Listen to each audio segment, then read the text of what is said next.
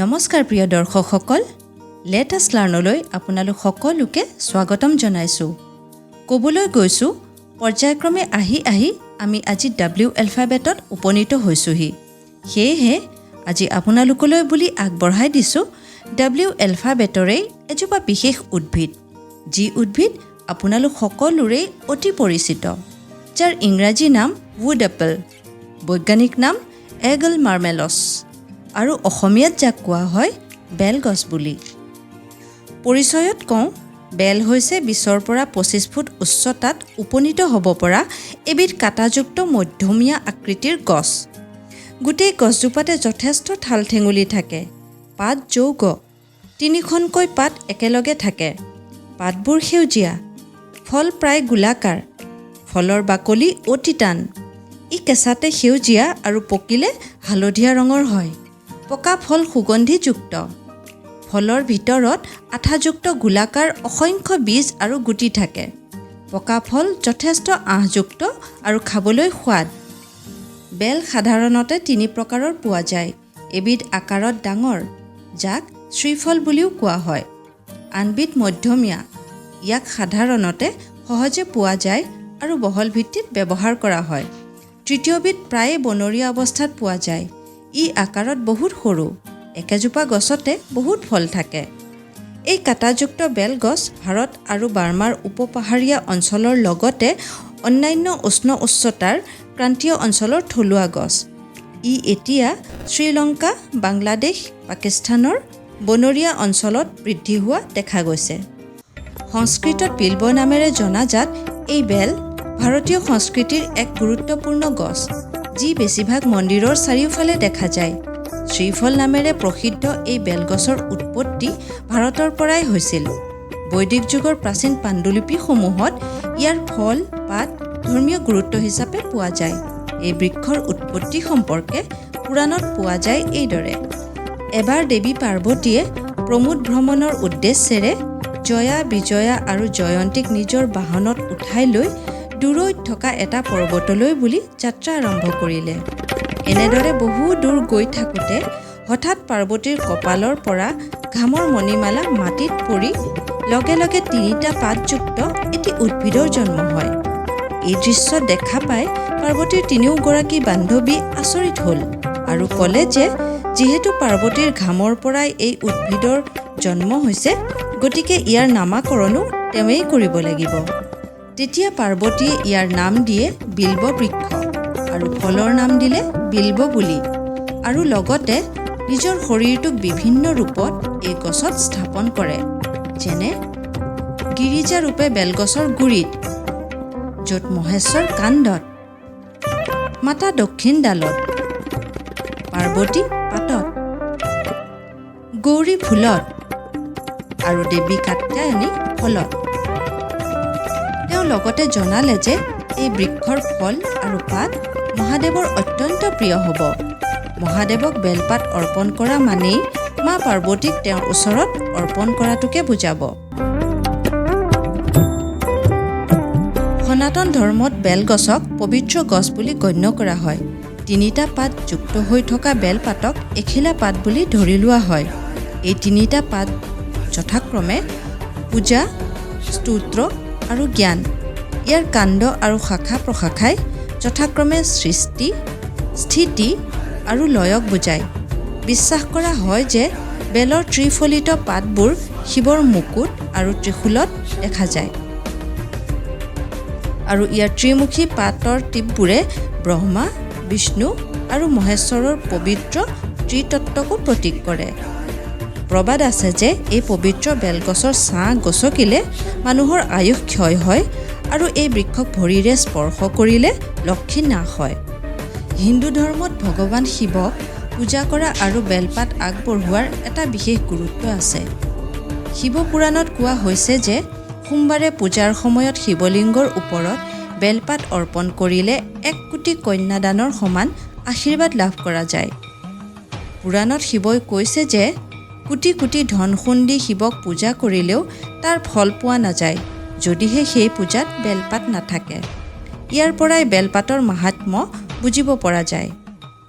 যদিহে ঘৰত এজোপা বেলগছ ৰোপণ কৰা হয়, তাৰ মাহাত্ম্য কি হ'ব পাৰে জানো আহকচোন। বাস্তুশাস্ত্ৰত বেলগছ ৰোপণৰ বিশেষ গুৰুত্বৰ কথা কোৱা গৈছে। এই গছ ৰোপণ কৰিলে পৰিয়ালটো পাপৰ প্ৰভাৱৰ পৰা মুক্ত হয়। শাস্ত্ৰ মতে এই গছ যদি ঘৰৰ চোতালত ৰোপণ কৰা হয়, তেন্তে অশুভ শক্তিক ঘৰত প্ৰৱেশ কৰিব নোৱাৰে। ইয়াৰ ফলত পৰিয়ালৰ লোকৰ ওপৰত বেয়া প্ৰভাৱ নপৰে, যাৰ দ্বাৰা ধনাত্মক শক্তিৰ সঞ্চাৰণ বৃদ্ধি হয়। জ্যোতিষশাস্ত্ৰ মতে ঘৰৰ উত্তৰ পূব দিশত এই গছ থাকিলে সম্পদ প্ৰাপ্তি হয় আৰু অশুভ শক্তি নাশ হয়। পূব দিশত এই গছ থাকিলে বিভিন্ন সম্পৰ্কত শান্তি লাভ হয়। ঘৰৰ পশ্চিম দিশত এই গছ থাকিলে সুসন্তান লাভ হয় আৰু দক্ষিণ দিশত থাকিলে বিভিন্ন দুৰ্ঘটনাৰ পৰা ৰক্ষা পোৱা যায় বুলি বিশ্বাস কৰা হয়। মুঠতে যি স্থানতে এই বেলগছ থাকে, সেই স্থানকে পবিত্ৰ বুলি গণ্য কৰা হয়। বন্ধু বান্ধৱীসকল, শাস্ত্ৰসমূহত উল্লেখিত বেলগছৰ এই ধৰ্মীয় বা আধ্যাত্মিক কথাখিনি বাদ দি এতিয়া আহিছোঁ এই গছৰ ব্যৱহাৰ আৰু স্বাস্থ্য সম্পৰ্কীয় কথাবোৰৰ মাজলৈ। পৰম্পৰাগতভাৱে ইণ্ডোনেছিয়াৰ মানুহে পকা বেলৰ শাহ খেজুৰৰ গুড়ৰ লগত পুৱাৰ জলপান হিচাপে খায়।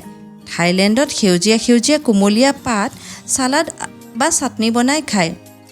কোনোৱে আকৌ নাৰিকলৰ গাখীৰৰ লগত পকা বেলৰ শাহ মিশ্ৰণ কৰি খায়, যিটো খাবলৈ সুস্বাদু হয়।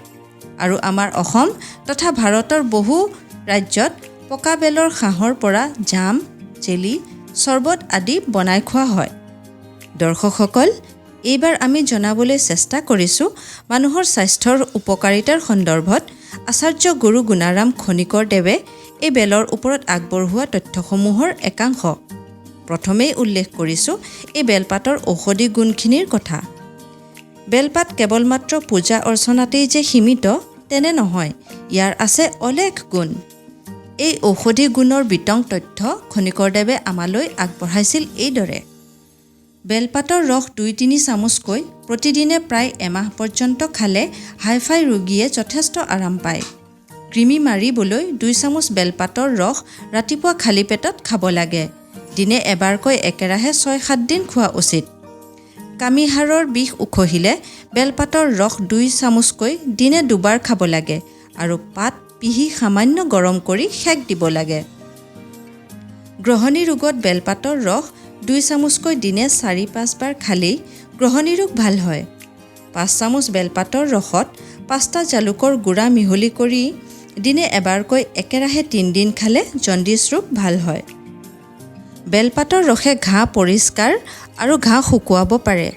যিকোনো ঘাঁৰ বিষ নাইকিয়া কৰিবলৈ আৰু তাত মাখি নপৰিবৰ কাৰণে বেলপাত পিহি প্ৰলেপ দিব লাগে। বেলপাত পানীত তিয়াই ঠাণ্ডা কৰি জুয়ে পুৰা ঠাইত লগালে সেই অংশটোত হোৱা ৰমৰমনি ভমভমনি নাইকিয়া হয়। কোনো কীট পতংগই কামোৰাৰ পিছত হোৱা ৰমৰমনি ভমভমনি নাইকিয়া কৰিবলৈও বেলপাতৰ ৰস ঘনাই ঘনাই লগাব লাগে। প্ৰসৱ বেদনা লাঘৱ কৰিবলৈ বেলপাতৰ ৰস 5 চামুচ খাব লাগে। মাছ খাই বিষাক্ত হ'লে বেলৰ পাত 5-6খন চুবাই খাব লাগে। প্ৰতিদিনে 4-5খন বেলপাত চুবাই খালে যৌন আসক্তি কম হয়। এইবাৰ আহিছোঁ এই গছৰ ফল, শিপা আৰু গুটিৰ কথালৈ। বেল হৈছে উচ্চ পুষ্টিকৰ উপাদানেৰে সমৃদ্ধ। ইয়াত protein, beta carotene, vitamin A, C আৰু বহুতো থাকে। এই ফলে শৰীৰৰ বহুতো উপকাৰ সাধন কৰে। সেইবোৰ হ'ল: বেলফলে শৰীৰত কলেষ্ট্ৰলৰ স্তৰ হ্ৰাস আৰু নিয়ন্ত্ৰণ কৰাত সহায় কৰে। ই বেয়া কলেষ্ট্ৰলৰ স্তৰ হ্ৰাস কৰে আৰু ভাল কলেষ্ট্ৰল সমৰ্থন কৰে, লগতে ওজন নিয়ন্ত্ৰিত কৰে। ডায়েবেটিছ ৰোগীৰ বাবে বেল উপকাৰী। টাইপ 1 আৰু টাইপ 2 ডায়েবেটিছ ৰোগীৰ বাবে ই এক উত্তম ফল। ই অগ্নাশয়ক উদ্দীপিত কৰে আৰু ৰক্ত শৰ্কৰা নিয়ন্ত্ৰণ কৰি পৰ্যাপ্ত পৰিমাণৰ ইনচুলিন উৎপাদন কৰাত সহায় কৰে। বেলফল হৃদপিণ্ডৰ স্বাস্থ্যৰ বাবে উত্তম। ই হৃদযন্ত্ৰৰ বিকলতা, হাৰ্ট এটেক, জমাট বান্ধিব পৰা বা অধিক হোৱাৰ সম্ভাৱনা হ্ৰাস কৰে। বেলফল শীতল প্ৰভাৱত সমৃদ্ধ। ই পাকস্থলীক শান্তি আৰু আৰাম প্ৰদান কৰে, যি পাকস্থলীৰ আলচাৰৰ বাবে উত্তম। এই ফলত বিস্ময়কৰ গুণ থাকে। যি বিপাক প্ৰক্ৰিয়া বৃদ্ধি কৰে আৰু সংশ্লিষ্ট অংগসমূহৰ কাৰ্যকলাপো বৃদ্ধি কৰে। পকা বেলে কোষ্ঠকাঠিন্য সহজে দূৰ কৰে। দিনে এবাৰকৈ একেৰাহে 15-20 দিন খালেই পুৰণা কোষ্ঠকাঠিন্যতাত ভোগা ৰোগীয়েও আৰোগ্য লাভ কৰে। পকা বেলত ভিটামিন এ যথেষ্ট পৰিমাণে পোৱা যায়, যাৰ ফলত এই ফল খালে চকুৰ বিভিন্ন ৰোগ, বিশেষকৈ কুকুৰিকণা ৰোগ প্ৰতিৰোধ হয়। পকা বেলে দাঁত আৰু হাড়ৰ গঠন মজবুত কৰে। পকা বেলত থকা লৌহজাতীয় পদাৰ্থই শৰীৰত হিমোগ্লোবিন বৃদ্ধি কৰিব পাৰে। পকা বেলে স্মৰণ শক্তি বৃদ্ধি কৰে। পকা বেল গাখীৰৰ সৈতে খালে হৃদৰোগীৰ বুকুৰ ধপধপনি ৰোগ ভাল হয়। লগতে এই গছৰ শিপাও এই ৰোগত উপকাৰী। বেলৰ শিপা বাতবিষ, কাহ, বায়ু ৰোগ, অৰ্শ আদি ৰোগত ব্যৱহাৰ কৰি সুফল পাব পাৰি। এই বেলৰ পাত, ফুল, শিপাৰ উপৰিও ইয়াৰ গুটিও ঔষধ হিচাপে ব্যৱহাৰ কৰা হয়। বিশেষকৈ বমি বন্ধ কৰিবৰ বাবে বেলৰ 3-4টা গুটি পিহি খাব লাগে। সৌন্দৰ্যৰ ক্ষেত্ৰতো এই বেলৰ তথ্য পোৱা যায়।